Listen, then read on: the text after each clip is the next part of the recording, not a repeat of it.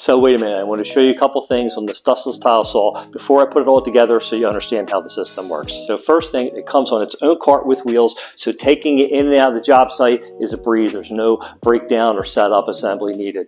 Second thing is, it has 4 turbines that collect all the dust. So when you're cutting the tile, all the tile dust goes right into the vacuum and there's no water needed to cool the blade down because the blade stays cool to the touch. Third thing is, it has its own filter on the side, so you take the filter out, you clean it, you put it back in, you're all done. Where's the dust go? It has its own collection system right at the bottom. You click it, you open it, drop the dust out, put it back in, you're all set.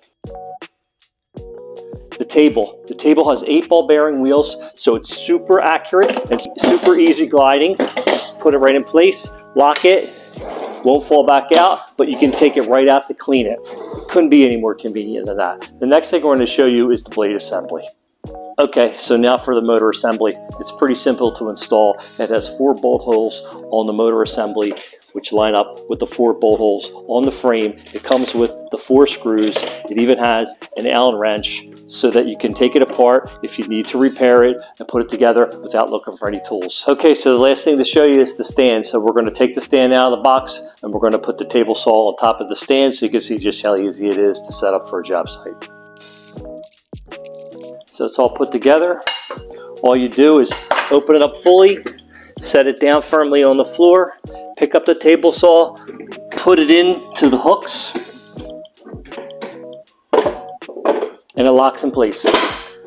Okay, so now I'm going to show you just how easy it is to attach the blade motor assembly to the frame. So there's 4 holes that correspond with 4 holes on the frame, and there's 2 guide pins that line up with 2 guide holes on this. So basically, you put it right in place,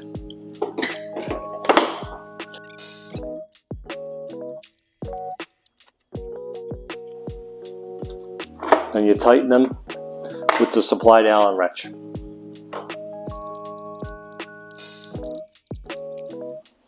And that's it. Now we're ready to install the blade.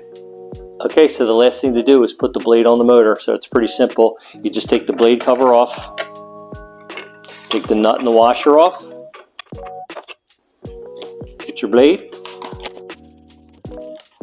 make sure that you put the blade in with the same direction that the motor's going. Put the washer back on. Then you use the wrench that's supplied with the saw, tighten it up, lock,